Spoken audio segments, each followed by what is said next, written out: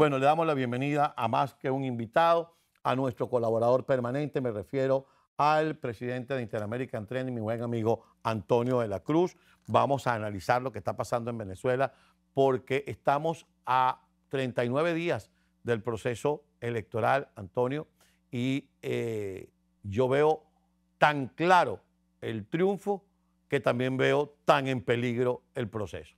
Muy buenos días, gracias por estar con nosotros. Muchas gracias, Carlos, por la invitación y tu audiencia. Bien, esa frase de que veo tan claro el triunfo, pero también tan en peligro el proceso, es que cuando vi esta madrugada a un diputado de un pseudo COPEI que ellos se inventaron ahí, y que además está en la Asamblea Nacional, diciendo que hay que suspender por las medidas coercitivas unilaterales. Ya cuando dice medidas coercitivas unilaterales, ya uno sabe que este tipo no es copellano, que ese tipo es un chavista hasta la médula espinal. Y recordé, y perdóname lo largo del preámbulo, recordé que en la época en que cerraron Radio Caracas Televisión, ellos no sabían qué hacer con la frecuencia del Canal 2. Y entonces mandaron a un comité de usuarios de Katia que dijo que el pueblo tenía derecho a que se le transmitiera algún contenido por el Canal 2 y es ahí cuando se inventaron esa cosa que llaman TVs, basados en un recurso ante el Tribunal Supremo de un ciudadano cualquiera.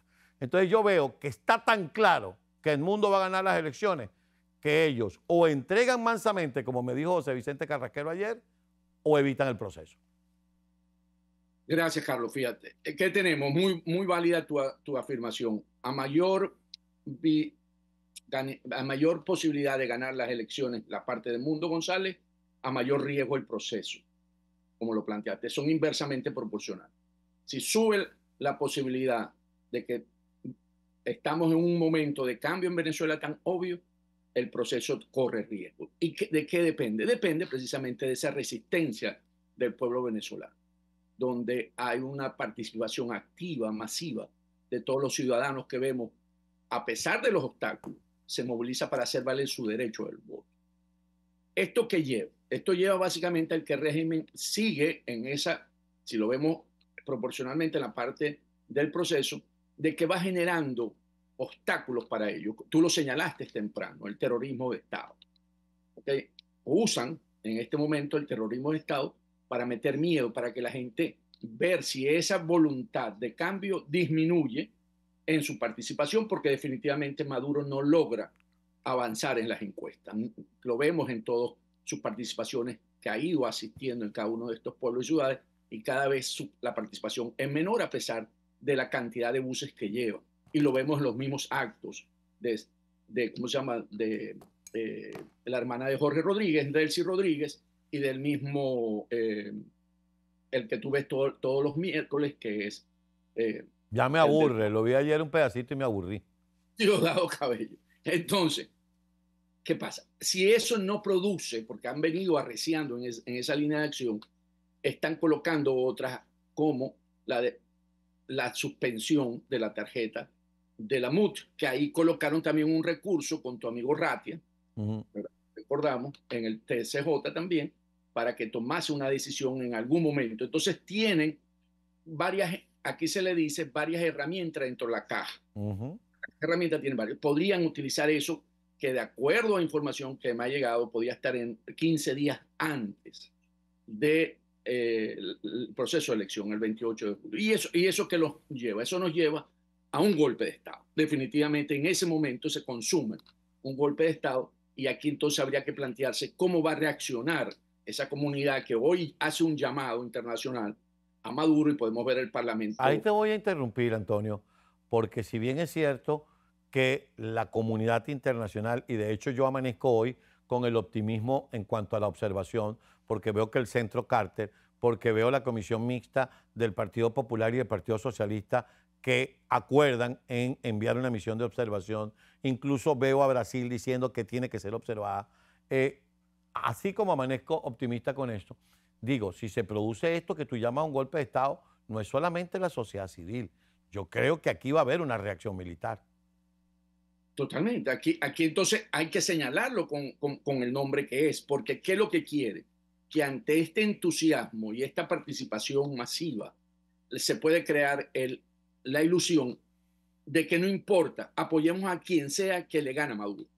Y entonces, en ese momento, el quien sea puede ser desde Manuel Rosales, Enrique Márquez y cualquiera de los alacranes. Entonces, nos podrían llevar hacia eso en 15 días para ver si se vuelve ahí Maduro ser competitivo con algunos de estos candidatos y más bien la presión internacional para que cumpla con lo que acordó en Barbados y que se genere una reacción tanto externa como interna, se diluya, porque entonces vemos y decimos, no importa, vayamos con cualquiera que se le gana a Maduro, porque hasta en este momento todas las encuestas no le dan a Maduro más de 15, 20, vamos a esperar la próxima de Mega Análisis que sale para la próxima semana, pero yo creo que está más o menos en ese orden por lo que uno está observando públicamente. Entonces, ¿qué tenemos? Entonces tenemos ese evento. Si ese evento no se consume, y pongamos que la presión interna y los análisis que ellos hacen en su sala situacional es mayor el riesgo, el costo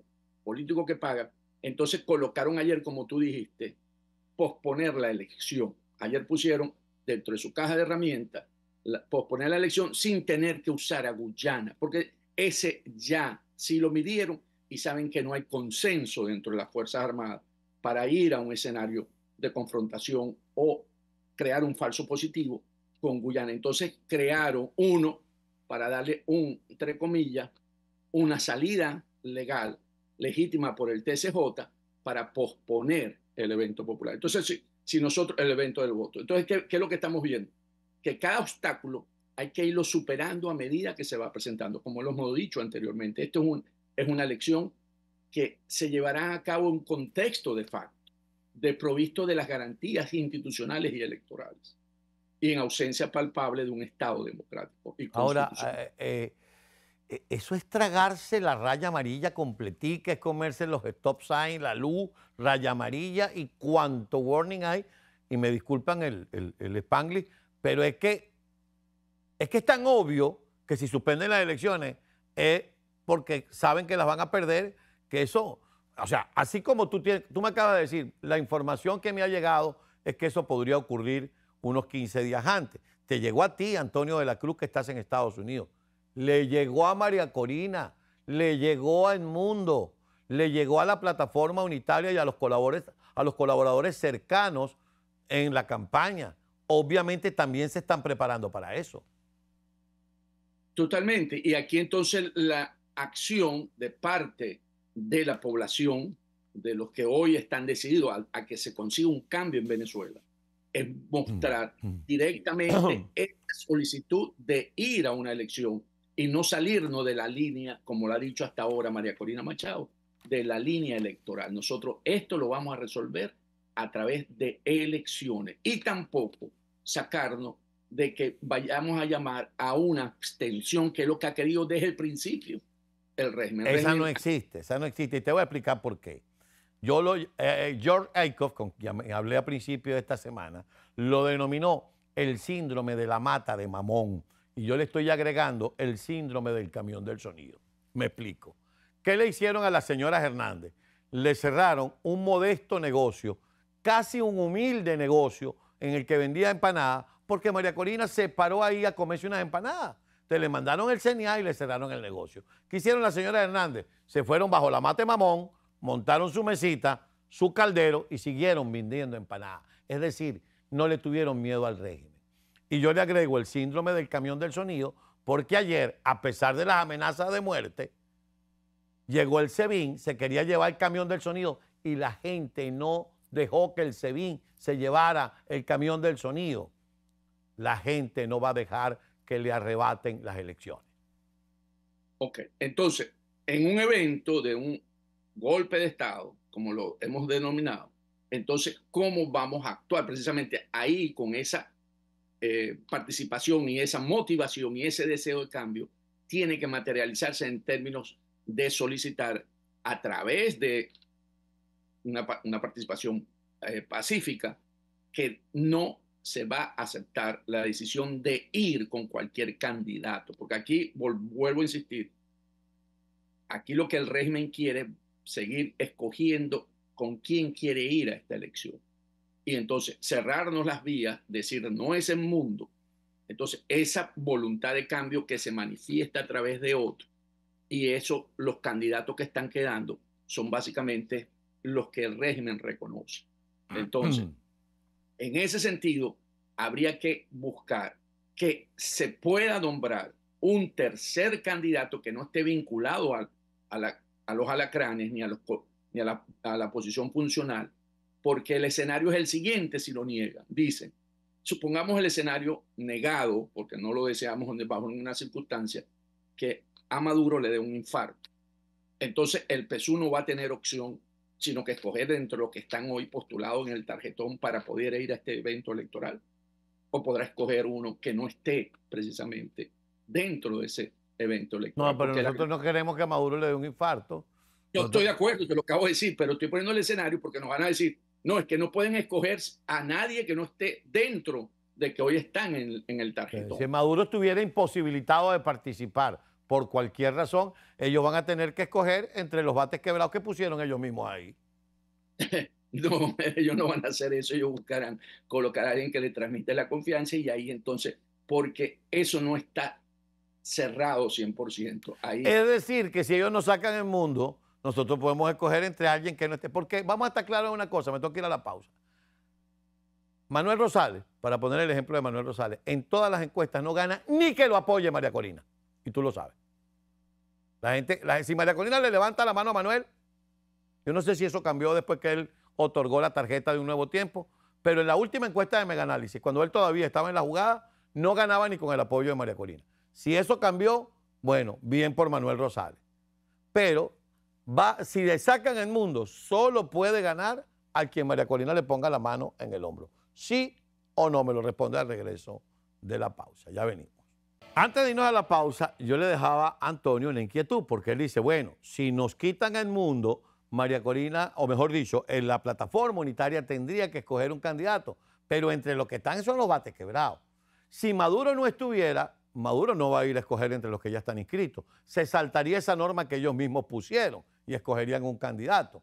Bueno, pongan ustedes que dicen, bueno, es que Maduro quiere escoger a su opositor y su opositor es Manuel Rosales. Fíjense ustedes, si María Corina le pone la mano en el hombro a Manuel Rosales, lo que pasaría según esta encuesta. Vamos a ver ahí la lámina, según ahí está. Si María Corina Machado le pide votar por Manuel Rosales, ¿usted votaría por Manuel Rosales? Respuesta simple. 75.1% dice que no. Y el 18% dice que no sabe. Vamos a agarrar ese 18 y lo dividimos en dos. 85% diría que no. ¿Qué te parece? Eso es una medición de qué fecha de abril, me dijiste. De abril. Por eso te digo, no sabemos cuál es la reacción. Ya podemos llevarnos la lámina. Sería interesantísimo que se vuelva a medir, porque recordemos que ahorita hay eso estaba muy temprano todavía en esa energía que hoy tiene el pueblo de voluntad de cambio y que podría generar confianza en términos de que sea quien sea. Como lo han dicho aquí, Carlos, aquí los que asesoran al Departamento de Estado, dicho en Venezuela, la voluntad de cambio es expresa por cualquier candidato. Y entonces ese es uno de los argumentos que se utilizaba por allá, como también en febrero, marzo, abril, cuando se midieron las encuestas para llevar que no era importante en términos de que fuera un candidato específico, sino que era una lucha contra Nicolás Maduro. Y entonces equiparaban que Manuel Rosales no era peor que Nicolás Maduro en términos de gestión en el poder. Pero aquí lo que yo quiero apuntar es, ¿se prestará Manuel Rosales a ser parte de un golpe de Estado?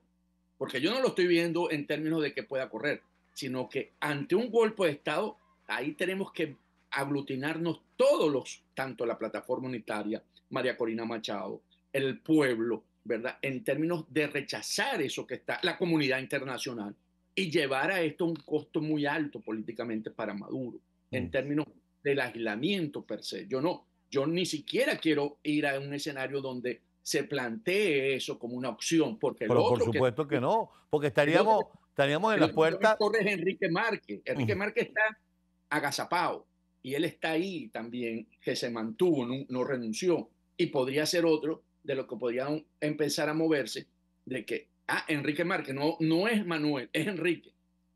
Y sabemos que Enrique también es uno de los que fue propuesto. le dieron la tarjeta por parte de Maduro.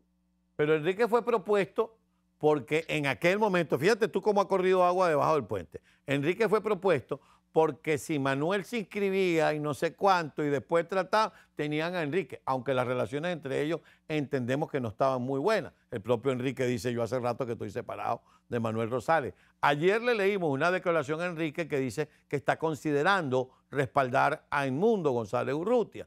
Pero también vimos en el programa de Diosdado que ayer le dedicó 2 clips a Enrique y Diosdado no da puntada sin dedal.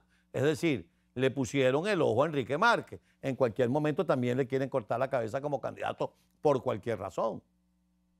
Sí, porque ¿qué ocurre? El escenario, si lo vemos 15 días antes, estamos hablando, si es el 28 hasta el 13 de julio, o sea, el terrorismo de Estado va a estar funcionando con mucha fuerza todo lo que resta estas próximas 3 semanas, ¿verdad?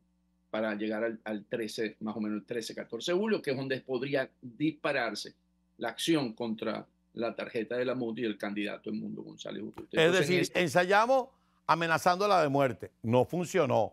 Llegó y el pueblo la apoyó. Le íbamos a quitar el sonido, no funcionó. La gente lo arrastró. En Margarita le atravesaron un camión de volteo por donde iba y la gente agarró sin prender el camión, a empujones sacaron el camión. Es decir, el terrorismo de Estado no está funcionando. Pero hay una cosa que se va a producir en los próximos días y que hoy es titular en los portales.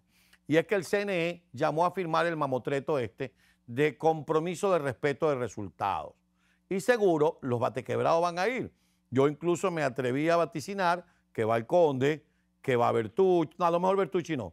No, Bertucci sí necesita plata para la iglesia. Bertucci, que va Ceballos, ese va de primer chicharrón, que va Brito y Parra, porque si no Alex Saab no les paga. Y entonces ahí, en esa firma, puede estar el que quiere sacar la cabeza para buscar para ver para dónde van los tiros. ¿Estás de acuerdo conmigo, sí o no? Totalmente de acuerdo contigo, porque ellos necesitan el régimen de Maduro para poder tener también dentro de esa caja de herramientas el primer boletín de esa noche dando triunfador a Maduro y a través de este acuerdo ellos tendrán que aceptar ese resultado. Entonces, preparar básicamente cómo cantar triunfo cuando realmente lo que es un mega fraude. Pero es que eso es muy sencillo. Si yo tengo 3 o 4 sectores que son netamente chavistas, los cuento de primero y los lanzo en el primer boletín. Y en ese primer boletín va ganando Maduro. Ah, pero espérate, y cuando me cuente el resto del país y esto haga así, está Maduro aquí arriba porque conté primero los municipios chavistas, los que están seguros. Y después empiezo a contar el resto del país, el resto del país, el resto del país, el resto del país. Ay, ya yo reconocí el primer boletín. A mí no me van a venir con esa. Porque recordemos que lo que quieren es que la gente abandone los centros electorales como ha ocurrido en el pasado para poder hacer su trampa. Entonces, por eso que se sostiene que aquí hay que quedarse hasta el último acta, sea dígalo, hay que quedarse hasta el final.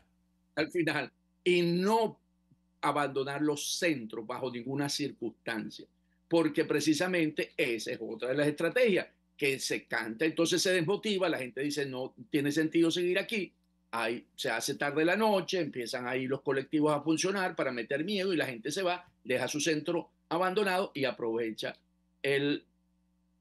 la dictadura de poder manipular y entonces después decir aquí están las actas y aquí están los votos. Antonio, hemos, ahora hablando muy pero muy en serio, hemos examinado los escenarios más brutales. Vamos ahora a examinar los escenarios menos brutales o los que deberían ser. Porque al final de cuentas es probable, Maduro con todo y su talante autoritario, Maduro es un tipo cobarde, Maduro no es valiente. Maduro se siente valiente porque está apoyado por Padrino López y por todo lo que ya sabemos. Jorge Rodríguez es un tipo hábil que puede vivir en México porque ya lo conversó, tengo el dato que ya lo conversó con Andrés Manuel López Obrador para que le hiciera el puente con la señora Sheinbaum. Ahí viven sus hijos en México, él pudiera vivir en México. De él sí puede vivir en Inglaterra o donde esté Fernando Carrillo o Eduardo Centello, cualquiera de sus amores. Y además creo que su actual pareja es un hombre del Medio Oriente. Es decir, ellos tienen para dónde irse. Ellos tienen para dónde irse.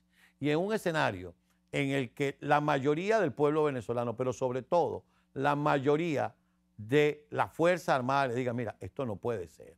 Porque cuando tú le digas al pueblo, no hay elecciones, porque o las elecciones van, pero sin la oposición, porque acabamos de cancelar a Edmundo González como candidato.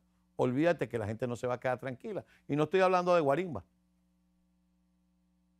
Totalmente. Yo creo que hoy los hechos muestran que la voluntad de cambio ya se conquistó, ya eso es un hecho.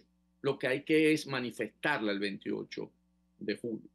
Entonces, en ese sentido, esa motivación y esa energía que hoy tiene es muy difícil de desconocer, porque supongamos que lo lograsen manejar, pero lo van a manejar por muy corto tiempo, porque esa voluntad popular se la va a revertir. Recordemos lo que pasó La en voluntad de la gente, voluntad popular es el partido de Leopoldo López. voluntad del pueblo, voluntad del pueblo.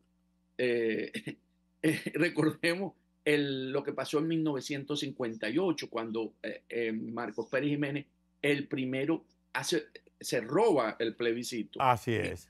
y logra manejarlo apenas por 23 días. En 23 días tuvo que coger las maleticas y volar en la vaca sagrada. Entonces, que se le llamaba su avión. Entonces, ¿qué ocurre? No te sostiene un escenario de reprimir esto o frustrar este sentimiento que existe en el pueblo, para no decir, entonces es muy difícil de manejar. Y aquí va a ser espontáneo y va a ser a nivel país.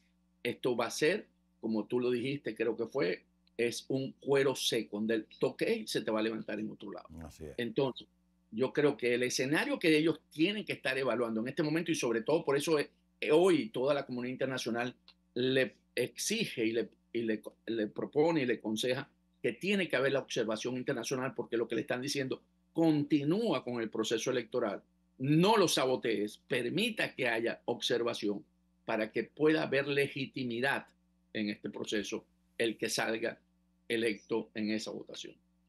Ahora bien, yo me pregunto, porque yo he sido un poco escéptico con el tema de la comunidad internacional, pero el amanecer de hoy, cuando yo veo a Brasil, cuando yo veo a la Comisión Bipartidista de la Unión Europea, cuando estamos viendo que el Centro Carter, es decir, ¿alguien está articulando esto en el exterior o simple y llanamente hay una preocupación por parte de la Unión Europea, una preocupación por parte de Brasil porque es el vecino de Venezuela y a su vez hay un compromiso porque ya fue invitado el Centro Carter y quizá Eduardo Hidrobo, Silvia Flores y Jorge Rodríguez piensen que el Centro Carter como es, bueno, como hay sus simpatías de los demócratas y de Carter con la izquierda pudieran servirle de apalancamiento. Yo no creo que el Centro Carter se va a prestar para un fraude de ese tamaño. Pero la pregunta concreta, ¿hay una articulación internacional en todo esto? Veamos cuál es el hilo conductor de todo lo que ellos han dicho. Todos han dicho, entre una y otra palabra, acuerdo de Barbados. O sea, si nosotros vemos dentro de sus declaraciones, siempre dicen el acuerdo de Barbados. O sea, que lo que ellos están diciendo, ese acuerdo que todo el mundo aprobó y que tiene la validez por parte de todos ellos, que además participaron tanto internamente la plataforma unitaria, el régimen de Maduro y la comunidad internacional que lo acompaña, debe cumplirse. Entonces, si lo vemos es si hay una coordinación. Hay una coordinación en términos de que todos coinciden, convergen hacia allá para llevar a Venezuela a una solución que todos quieren y que no debería ser alterada por un pequeño grupo, que básicamente son 5, como lo hemos señalado, y podríamos empezar a sacar en términos de que se cuadra al final con hacia dónde corre la mayoría, que es Padrino López, ¿verdad? Que quiere seguir en el poder y que ya no se pueden sostener. Ese grupo que lo señalaste, lo que tienen para dónde ir, que por cierto no le diste ningún destino a Cabello, a Diosdado Cabello, a todos les diste Es que destino. ese no tiene para dónde irse. Bueno, entonces lo quiere decir que se queda en Venezuela. Y por eso él dice, si me tengo que quedar en Venezuela, voy a buscar hasta el final a cómo... Ese es el más peligroso, pues ese no tiene para dónde irse. ¿No tiene? Y maneja el CENIAT y por eso vemos que cierran negocios para seguir generando terrorismo de Estado a través de su hermano, ¿verdad? Y entonces vemos cómo es uno de los factores que también están actuando para que en Venezuela no se dé una transición ordenada y pacífica. Bueno, lamentablemente se nos terminó el tiempo. Y yo creo que a partir de ahora no se le puede quitar la vista a la pelota, no nos podemos distraer en otras cosas, porque lo que vaya a pasar de ahora en adelante puede definir la historia del país. Gracias, Antonio, como siempre, por estar con nosotros. Un gran placer, un amable. Un gusto, Gracias. como siempre, conversar contigo. Ahí lo escucharon, amigos. Un análisis descarnado que hace Antonio de la Cruz de los escenarios más difíciles. Lamentablemente nos comimos todo el tiempo. Pausa, ya venimos.